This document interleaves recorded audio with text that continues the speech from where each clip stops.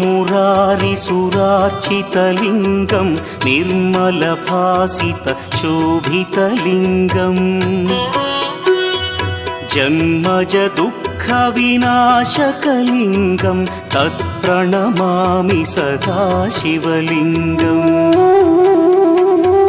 देवमुनिप्रवरार्चितलिङ्गं कामदहन करुणाकरलिङ्गम्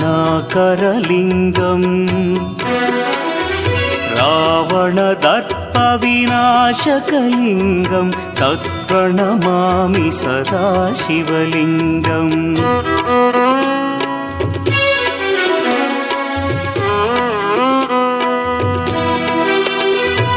सर्वसुगन्धसुलेपितलिङ्गं बुद्धिविवर्धनकारणलिङ्गं सिद्धसुरा